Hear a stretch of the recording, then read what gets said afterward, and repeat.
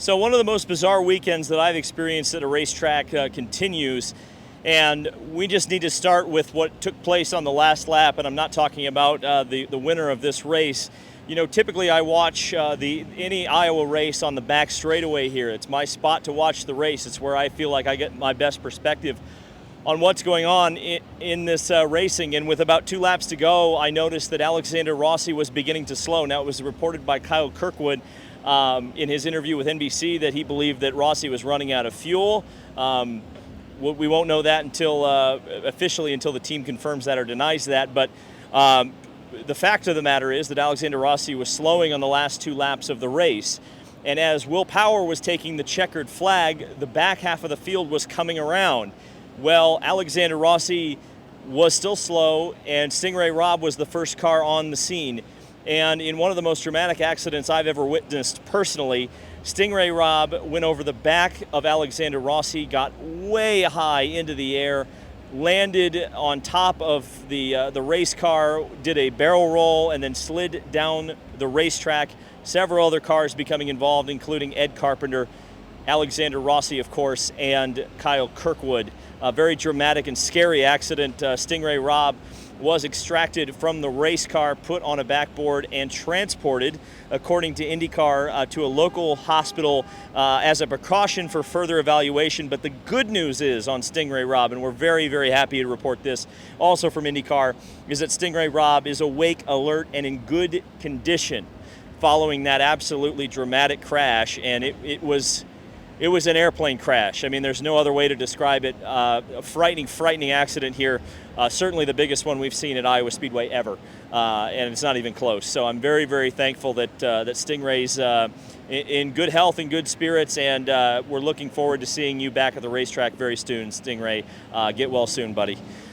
On that note, I feel like I said that last night, but on that note, yeah, the Indy cars did get bumped to CNBC once again. Again, the continuing coverage of the assassination attempt on former President Donald Trump continues to take precedent. Although this race started on NBC, did get bumped for the presidential remarks from President Joe Biden. And you know, at the end of the day, the racing product, I don't think was worthy of network television.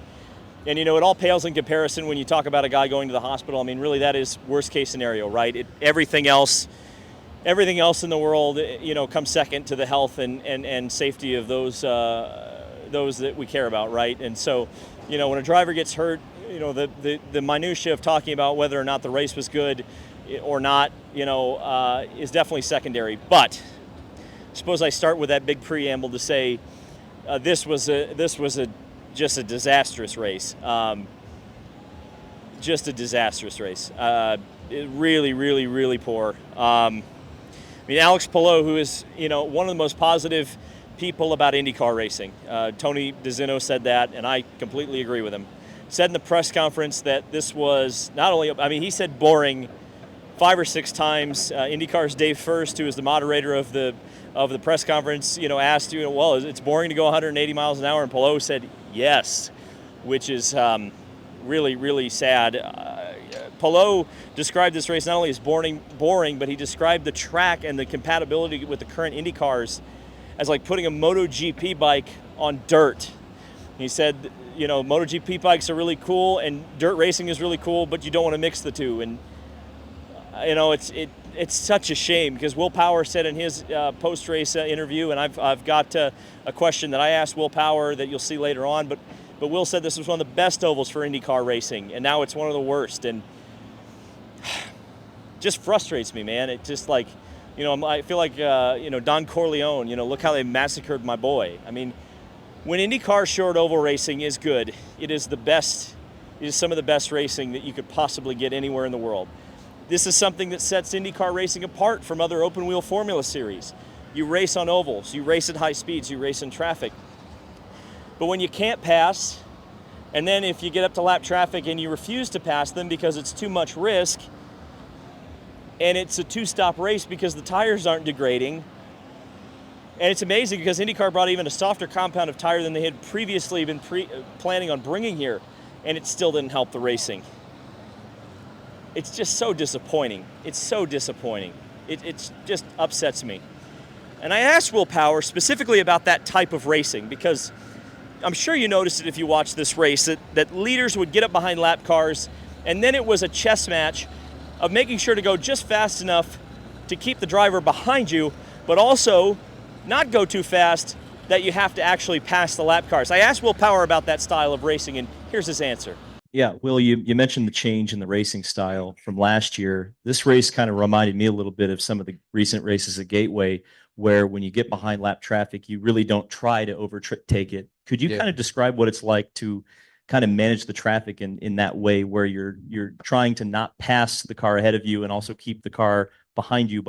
Yeah, that was a tough balance. Like, I was basically backing the corner up and just getting on the throttle really early. So every time I come out of the corner, it was a big run. So he'd close up there, which he couldn't really do anything. It's usually when someone gets a big run on you. So I just try to keep backing up, keeping a gap enough of the car. It's just with 5 to go or something, it was like a bunch of cars battling and started to really back up. And I was like, this is going to be interesting. But I just, I did my best. I was like keeping an eye on him and just trying to keep that gap to get big exits. I mean, it is a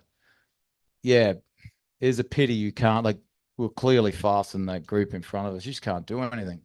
You could take a bit of a risk because 2 cars got by Palou and myself, lappers.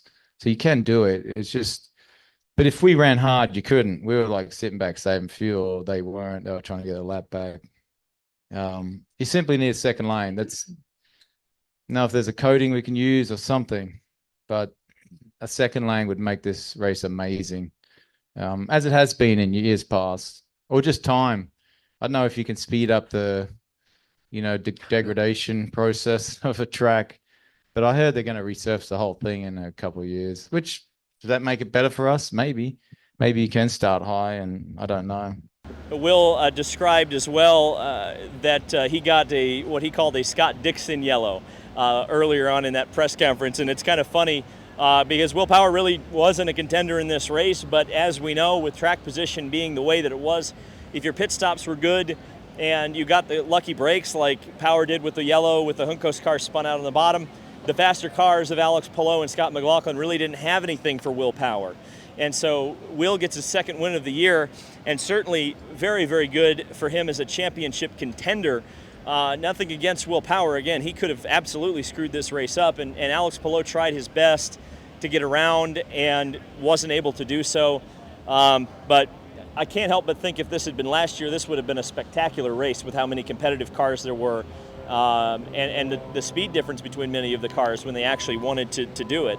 And you heard Will Power talk about how the lap cars unlapped themselves. I mean, that's a sign of a bad oval race, man. If the lapped vehicles are passing the leaders, that's a bad sign. We saw that at Indianapolis a couple of years ago, and we've seen it here.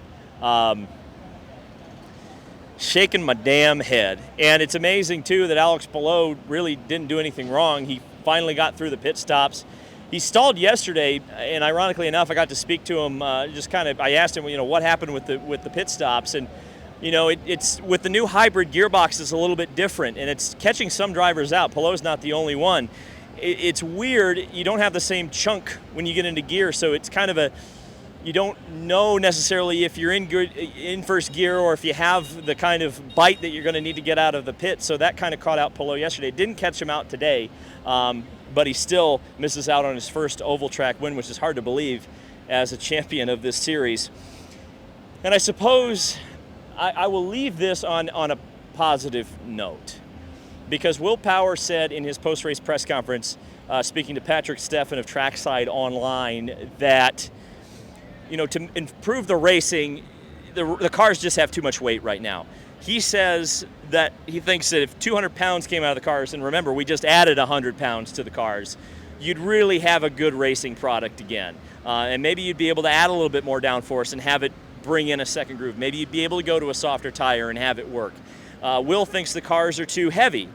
Well, at least according to IndyCar, there's a maybe, possibly, sometime, maybe in the future, 2027 or beyond, they're going to do a new car. A new car is not a solution at all, as far as I'm concerned, because it hasn't been announced. It hasn't been formally announced. We don't have a timeline for that. So are we just supposed to sit here and let a great racetrack and great race fans here in Iowa suffer because we don't get a new chassis?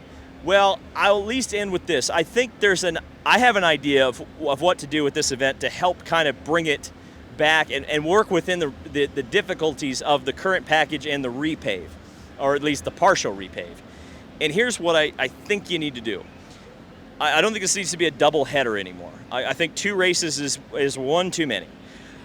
What I would do is go to 1 race distance, perhaps a slightly longer race distance than 250 laps. I mean, maybe you don't go a full 500 laps, although the Hy-Vee 500 from a marketing standpoint would sound very good.